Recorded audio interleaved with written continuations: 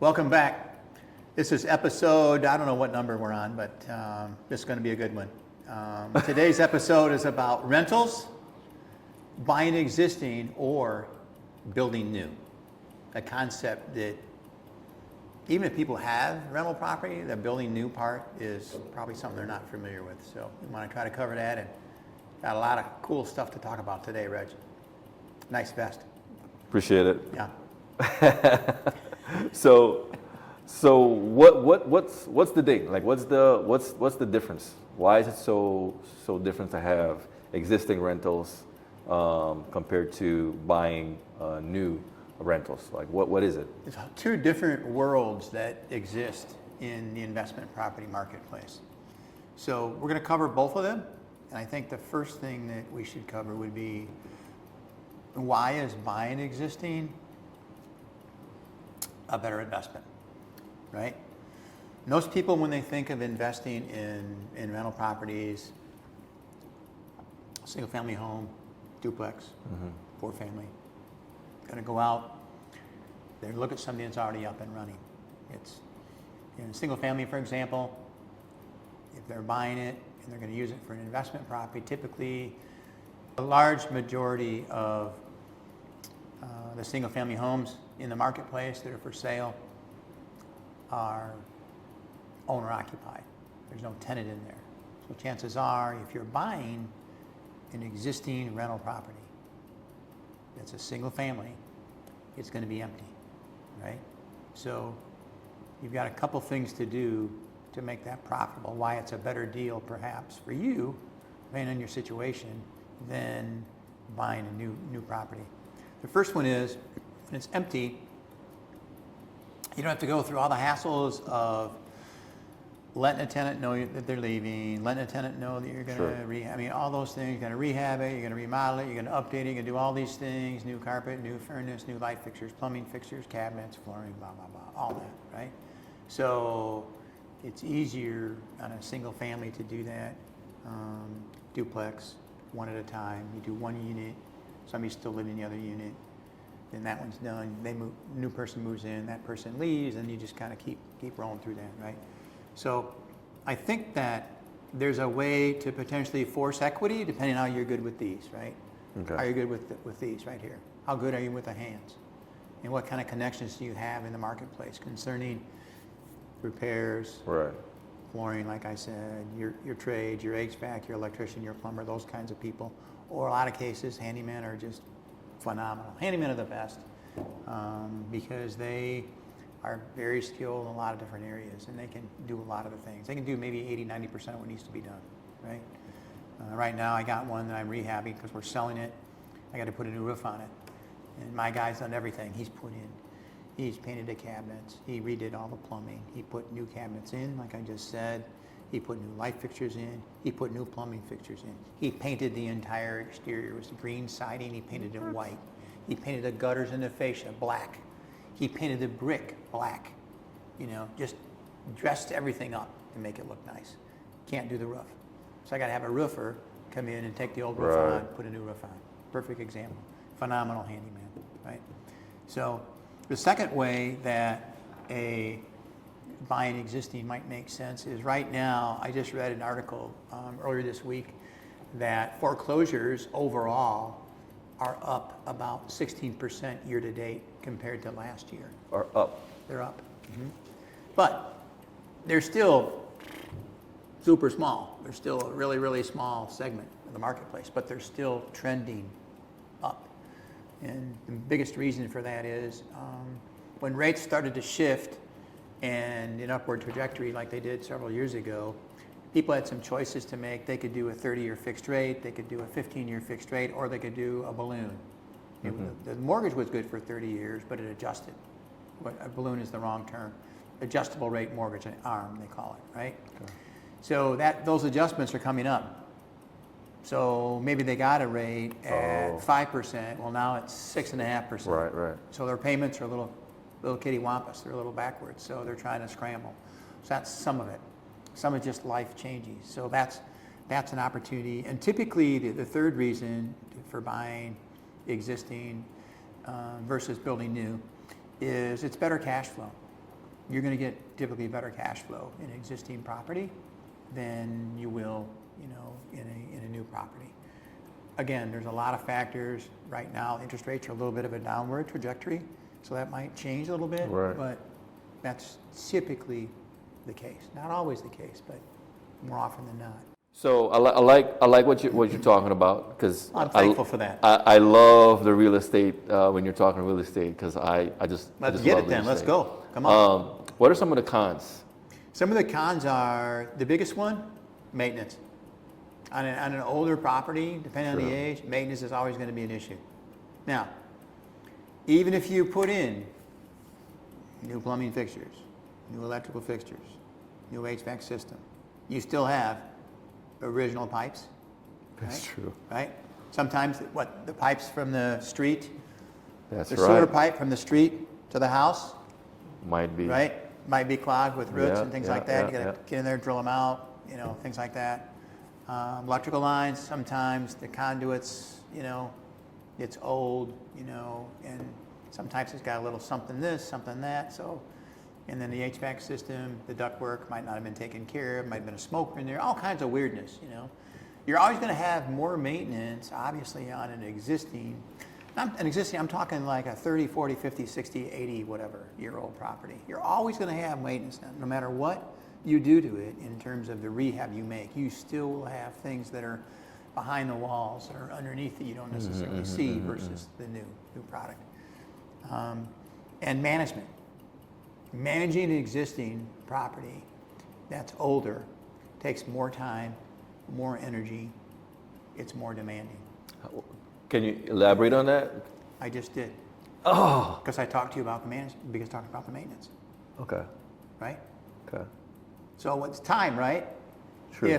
If something's busted, broken, tenant can't figure out how to work it because it's more than 20 years old, right? They can't True. in their brain. What are they gonna do? They're Hey, gonna Reggie, call what's you. up?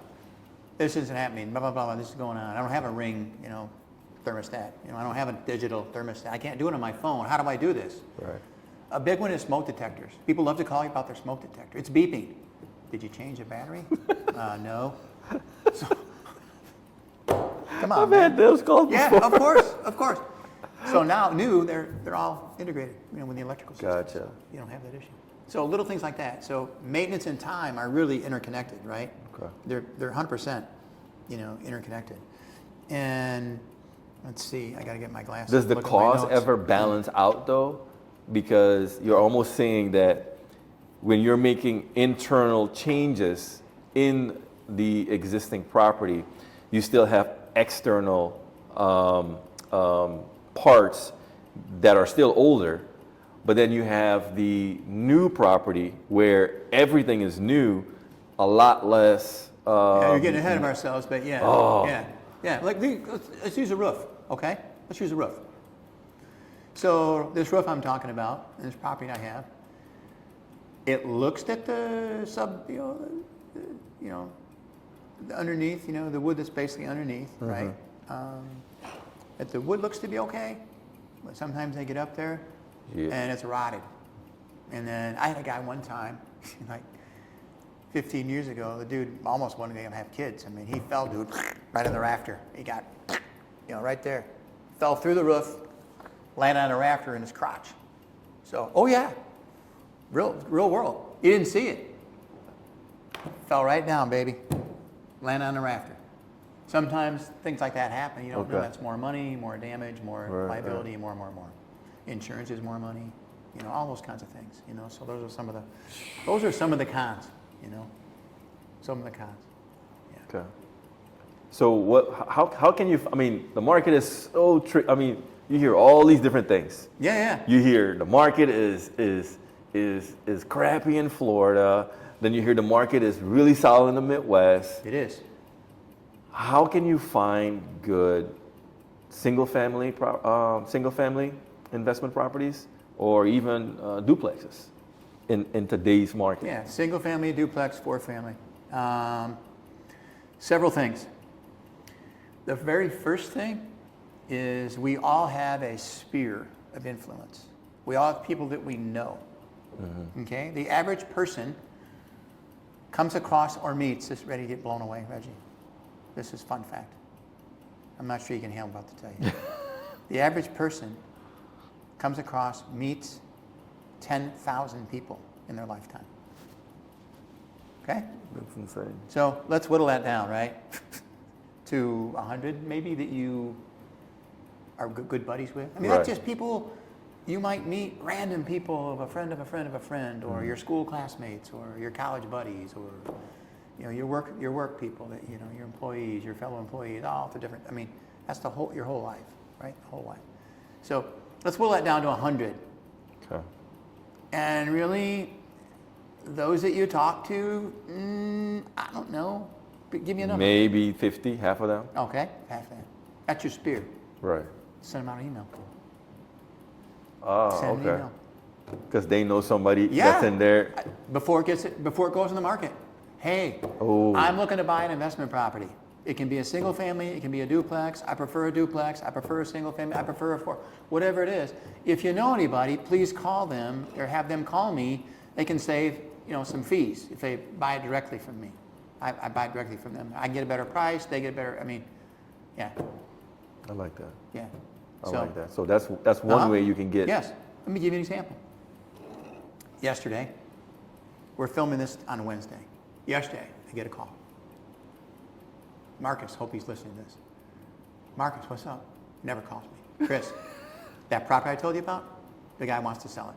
Really? How much do you want? Well, I think he can make $100,000. What? After the rehab. I said, really? When can we see it? How about Thursday? This is Tuesday. We're filming Wednesday today. Tomorrow at 10:30, we have an appointment to go look at it. It's a two-family. He says the guy wants 100. He needs about 50 grand worth of rehab. He says I can force it up to about 250. Ooh. So, yeah, that's one example. Those are hard to find, but who's he calling? Right. Why is he calling me? We go to lunch. We were going to lunch every 2 or 3 months ago. We were going to lunch every Saturday. I was networking with him, trying to meet him, trying to do, understand how I could help him, how he could help me. And all of a sudden, I get the call. And he never calls me.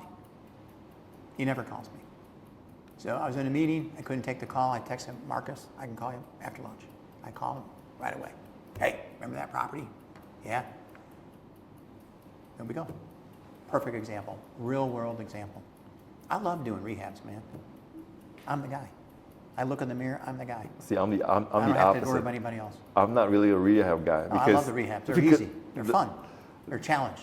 You have, because you don't know what you're walking into. But that's the beauty of it. That's the challenge.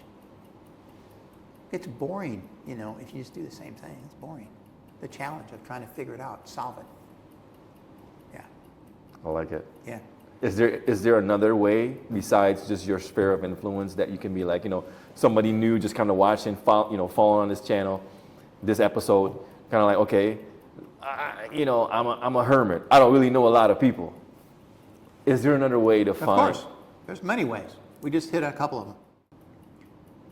You need to interview 2 to 3 realtors. Ooh. Guess what the first question is once you do the kind of the niceties, right? How many investment properties do you own?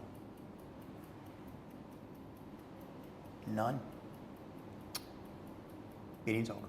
Dismissed. Really? Yeah. You want somebody that understands your game, that understands the value. I'm not saying that that's a hard no, but if you've got interviewed 3 and one of them has investment property, I'd take that one over the other 2. See, this is where I kind of go back and forth, because the realtor's going to want their commission.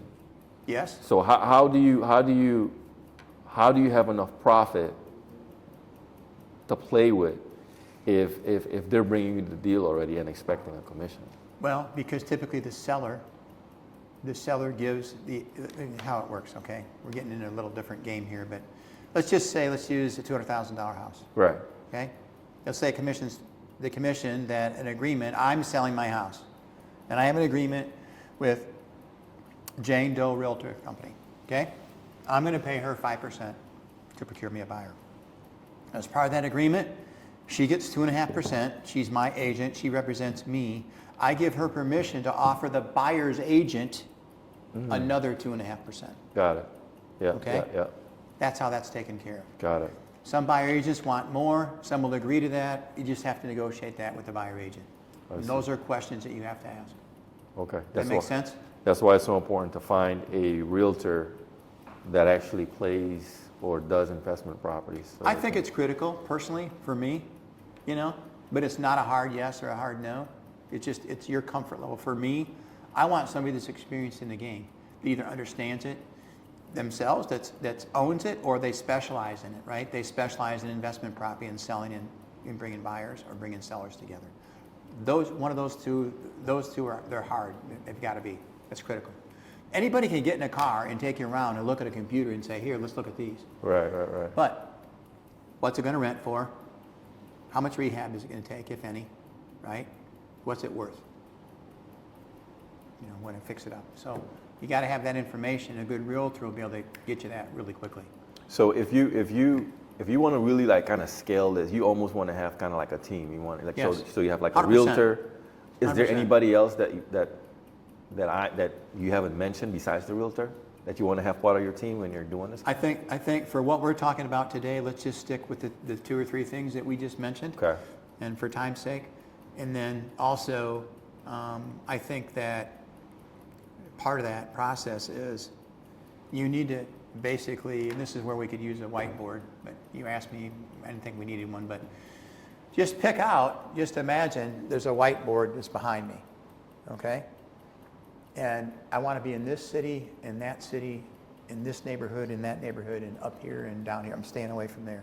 You pick out a geographic area that you want to be in and contain within, and you focus on that area. And your realtor can help you do that. Gotcha. Right? Like the other day on Saturday, I was out cruising around and took my wife's car out. She wanted me to vacuum it, wash it, whatever. I said, oh, while I'm out, I'm going to go look around. Because I think some of these neighborhoods that used to be kind of crummy, they got the paddles on them. They're coming back to life, right? They're coming up. So I'm going to see my buddy tomorrow, Marcus. We're going to look at that property, but also we're going to talk about, hey, what about buying like 5, 6 houses on one street, or 10, or a whole block in an area, and just forcing equity and controlling the whole thing. So it just depends. It's very market specific, and those are things that you have to determine what your comfort level is, right? And you know that because all markets are local. All markets are local. All neighborhoods are local. So you need to really just kind of figure that out for your own self and what your own comfort level is. So yeah, I mean, you've pretty much answered all my questions concerning. Well, it's a short episode. No, well, not that. Well, not. You got like 23 minutes left, man. Look at the Eggie. Well, you said you had Eggie, a couple. we got 23 You said you had a couple of things that you. I do. So. Okay. All right. So, why? Same questions we asked, right, on the existing. Why is building new better investment than existing? Okay. It's kind of the opposite game, right? So let me just look at my notes here. I just talked a little bit about it. Easier to rent. Easier to rent. Easy to rent, shiny penny, better tenant, all around. It's just a better situation. Yeah, easy to rent. New projects. We're building a property in Rockford, and it took us a while longer because we had some construction delays because of the utility company. They had to move basically a line that fed a whole neighborhood. They had to move it 15 feet. They put it on our property in the wrong spot. We didn't know about that until we were ready to dig. So that delayed us for 6 units. All the units were rented. Well, it just took us a while, and finally we got it moved and we started construction. Well, I think like 2 weeks ago, I get a call from Sarah, and my leasing agent says, hey, so-and-so, who's that? Well, they're renting this. So-and-so, who's that? Well, they're renting this. They want their money back. We can't make it work. They're not going to be ready in time. They have deadlines, blah, blah, blah. I said, okay, no problem. She put the ad up the next day, both units rented. Immediately, within 24 hours. Within 24 hours. There's demand. Yeah. And we're talking, I think these were $22.95. One of them might be $27.95, $28.95 because we finished a basement, which is just a whole nother topic of conversation, how to force equity. But yeah, so yeah, shiny penny, man. People love the shiny penny. That's the first one. Better appreciation. Better appreciation. Get in early. Get in the ground floor of a neighborhood. Huge. Huge. We're kind of moving into a different part of the conversation, but that's just a tidbit.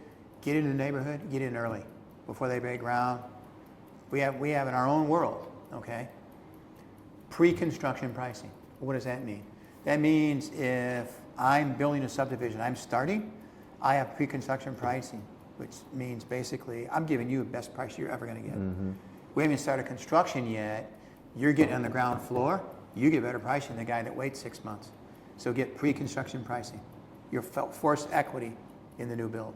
Because here's the cool thing about it. By the time your new build is done, you'll have anywhere from a 5 to a 10% appreciation in that product. Correct. Because it's not like the roads might not even be in yet, or the building might not even started yet. However, it takes them 4, 5, 6, 7 months to build that product. Well, guess what? They're still selling. And the next guy, he has to pay a little more. The next guy, they got to pay a little more. We do that in every project. We're no different than anybody else. And larger builders do the same thing. How do you find these new builds? How do you find them? That's like 2 questions away. You have to wait. You have to be patient. You have to hurry up and wait, Reggie. Hurry up and wait. Okay? So here's the thing. Here's the thing.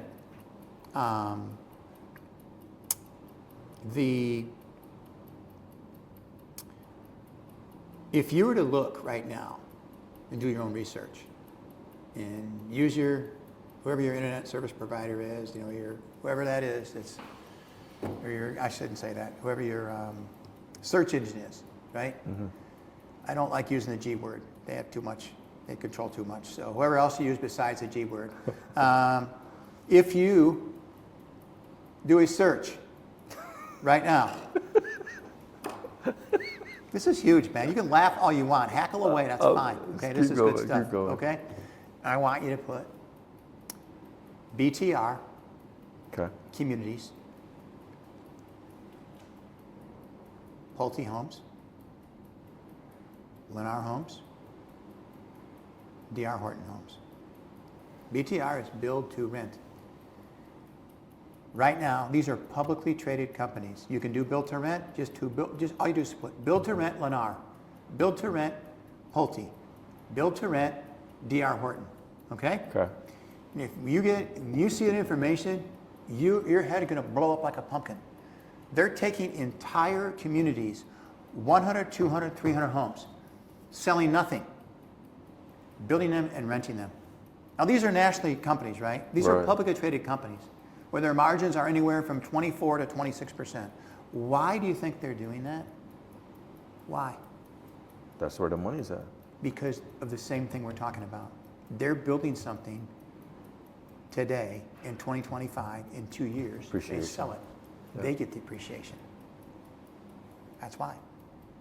If they're doing it, why wouldn't I do it? Exactly. Why don't you do it? Okay. What about how do you find these new builds? Are we there yet? We're not quite there yet. We got to do the cons. The cons to the building. We already did. Oh, we got to do the cons. Okay. Got the pros. Got to do the cons. Got to be patient. I got to get my notes. Okay. It's cons. Oh yeah. Less cash flow. Why? Less cash flow because you're paying more. Okay. You're paying more typically for a new build than you would a existing property. Okay.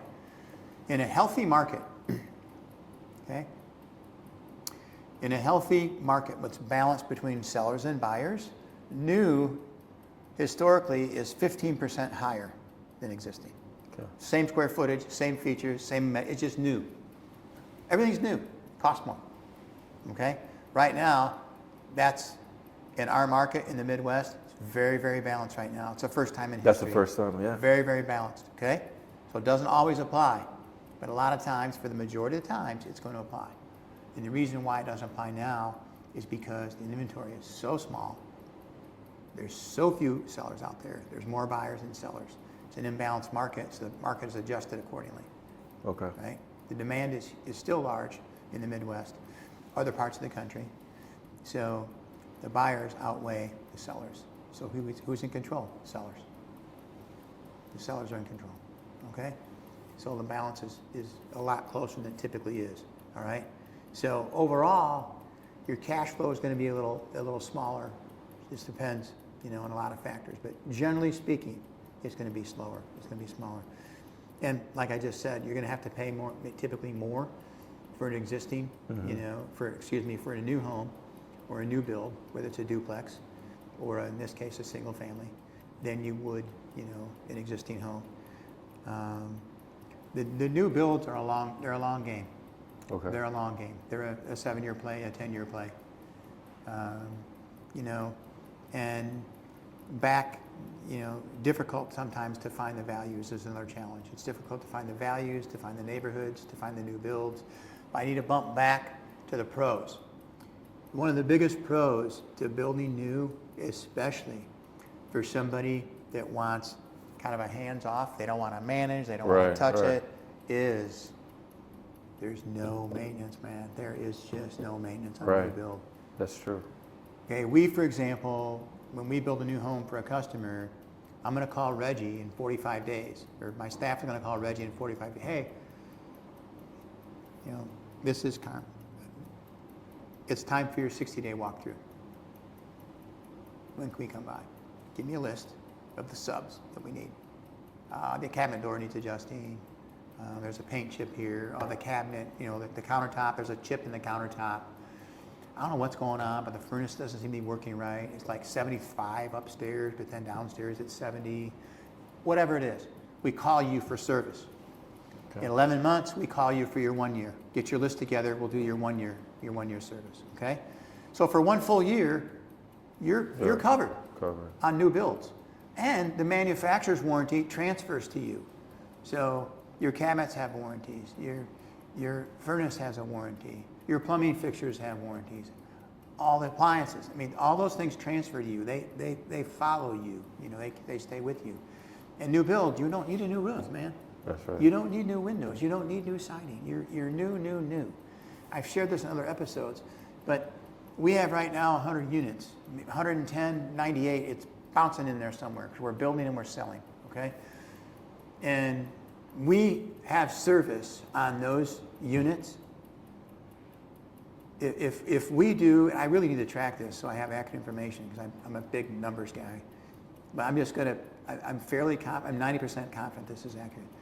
If we spend 1 full day every 2 weeks on service, that's a lot.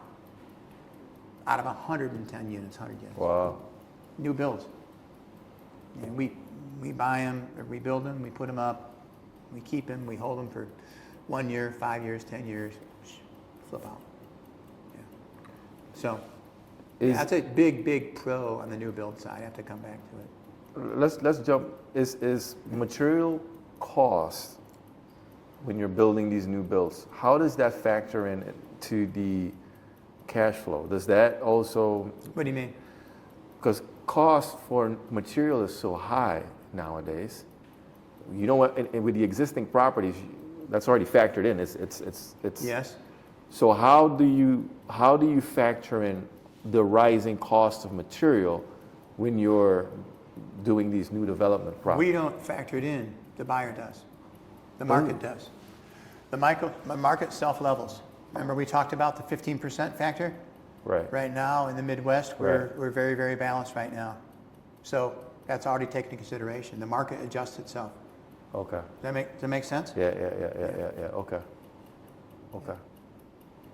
Interesting.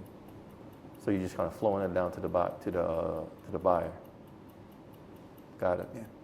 Okay. That's the most important thing, by the way, in real estate. I don't care if you're buying for your own self to live in, or if you're buying for an investment property, which is our primarily conversation today, and that is this: you make money on the buy. On the buy. That's when you make your money, on the buy. You control the purchase price. You control what you're willing to pay. Sellers can ask anything they want. Buyers dictate pricing. So you make your money on the buy.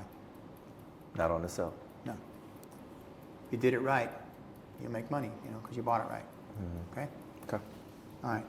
So the last thing that you're frothing at the mouth to get at is basically, how do you find the new builds? Yeah. Okay. We're going to use some of the same techniques that we just discussed. What? And that is, Okay. Do you know anybody right now in your sphere and what you're doing that's building a new home in your market? Yeah, you. No, I'm not. Okay. Whatever, dude. Knock it off. I got you. Do you know a friend or a family member or somebody that whoever? Oh, yeah. Do you know somebody? Just give me their first name. Ryan. Okay. Hey, Ryan, this is Reggie. How's the new build going? New build's going good. We're beyond schedule. Really? When do you expect to close? We expect to close in about 2 months, right before Christmas. Are you at the beginning, the middle, or the end of the neighborhood? We are at the beginning of the neighborhood. Okay. So I'm thinking about buying an investment property. And tell me about your builder. Scale of 1 to 10. So far. So far, he's been solid. I would give him an 8. Okay. So you'd recommend him? Definitely. Okay. Who do you think I should talk to get a meeting with him? Secretary. Okay. I can hook you up with the secretary. Sounds good. Boom. Referral. Network. Everybody knows someone who's building a new home. Facts. So we talked about earlier is you want to get in on the beginning of the subdivision, not the end. You don't be the last one. I love the last ones. As a builder, I love you guys. When you come in last, that's why prices keep going up. Right. I love it. That's why I make most of my money at the end, not in the beginning. I build the volume, I build the momentum. I come in, that's where we make our money, So we're still profitable, but we're more profitable at the end than we are in the beginning. So what does that mean for you as a consumer? Get in the beginning. Mm-hmm. So how do you do that? How do you find them? Network. Same thing. I'm looking to buy an investment property, a single family home, or a condo or a townhome. When you're looking at a condo or a townhome, it's critical that you look at the bylaws, basically the covenants and restrictions to make sure you can rent the property. That's critical. You have to be able to rent the property. Okay. And you got to have it in writing. Make sure it's in writing. The other reason that you want to get in the beginning is because a lot of times condominium and townhome communities have a percentage. They say once we hit a certain percentage of rentals, no more. I did not know that. Yes, and the HOA will cut you off. So you want to get in the beginning. Condos and townhomes are probably better than single families in some aspects for buying a investment property. Because in a condo, you're typically going to have, once in a while, 1 bedroom, but we're going to leave that alone. 2 bedrooms and 3 bedrooms. Right. Buy a 2-bedroom. Less money. Less money. The proportionate differences in the rents. Not much. It's not that much, but it's less money. Yeah. Again, all markets are local, but so how do you find them? We just gave you one example. All right. Here's another example. Wherever you live. Okay. Again, we're talking national builders. I'm going to use nationals for now. I'm going to use D.R. Horton, Pulte, Lennar, the three big ones. You've got Toll Brothers in there. Toll Brothers is a higher end clientele. Mm-hmm. Hard to make money in those properties. Okay, those other clients I just mentioned, those other builders I just mentioned, those are guys you can check out. Go to their website, find out in your area where they're building. Okay. Then in your area, micro it down a little bit. Where are they just starting? What's coming up? What's new? Go to their sales office and talk to salespeople. This is what I'm looking to do. What do you have? And they'll tell you. Do the same thing with regional builders. We have regional builders around here in our market. We have MI Homes, we have Silverthorne Homes, we have other players that are 100 homes, 200, 300 homes a year, versus the nationals are 1,000, 1,500 homes a year in the Chicago market. So find out who the nationals are, find out who the regionals are. Find them. And all of this that you're talking about, the biggest thing is you got to have, that's the previous episode, you got to have your financing in place. No question. Yeah. Yeah. That's episode 10. Yeah, because I've seen some people where they go look at houses, but financing is not. No. No. Come on. Dismissed. No, this is great. This is Yeah. great. Yeah. This is great. All I right. like that. Okay. So the last way is this one requires a how do I say? This requires a little bit. This requires some serious coaching to do this next one. Okay. We're going to touch on it, but if somebody's interested in really pulling this off, they're going to have to call and set up a time we can talk about it. And that is this: buy 2 acres, 3 acres, 4 acres, 5 acres. Go buy the dirt. Go buy the dirt. You own the dirt. Get it zoned. Single family, 2 families, 4 families. Mm-hmm. Find a builder.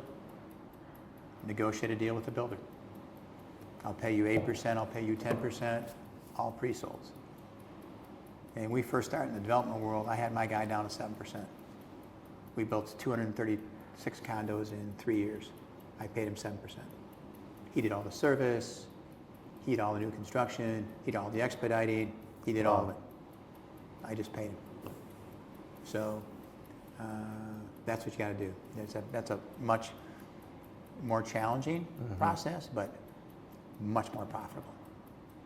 But now, remember the spear. Hang on to your thought for a minute. So remember the spear, because I want to finish this, and then you can ask a couple questions. I really don't appreciate you interrupting me. By the way. This is good stuff. This My is bad. really rude for you to interrupt me. Keep doing. So anyway, but basically, remember the spear.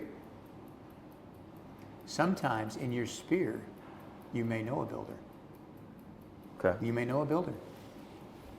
That guy does 6 homes a year, or 4 homes a year, or 10 homes a year. Say, hey, I just bought this dirt. This is what I want to do. There's your builder. Or you could trade. Do a little horse trading. I got 10 duplexes. I want you to general contract all 10. I will give you 2. You give him 2 at cost. He still has to pay you for your dirt. He still has to pay you for your water, your sewer, curb, gutter, roads, all that. But he builds equity. But meanwhile, dude, he's giving you 8 at his cost. Mm-hmm. All kinds of ways to kind of make that deal work. That's a different ball game. Yeah. Yeah. We get people, I bet I get somebody asking me probably at least once a quarter, hey, we want to build some, we're looking for a builder. We own blah, blah, blah, blah. I'm like, nah, I'm out. Wow. We're so busy with our own project. I'm just talking about me personally. I'm so busy with my own projects, I can't take you on and make half the money. We had one guy that was all gung-ho, and I was going to whack him pretty good. And he was trying to negotiate with me, and I'm like, dude, this doesn't work. He paid $300,000. This guy owns a strip center. He paid like $300,000 for like 2 acres or some dumb number, right? In our market. Uh-huh. And I said, I think you overpaid.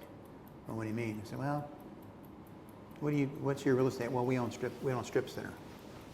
Old dated strip center, liquor store and a little bakery, just little silly stuff, But we want to get into, into some rentals. How much you pay for the dirt? $300,000. How many acres? 2. I'm like, well, you got a little problem. What's that? I said, well, I might have paid you $50 an acre. Maybe. You overpaid. Oh, no, we can do blah, blah, blah, blah, blah. I started barking this and that. And I said, well, how much you think you're going to get? Well, we have this plan and we have this, and we were wondering if you could build them all and we'll give you 1 unit.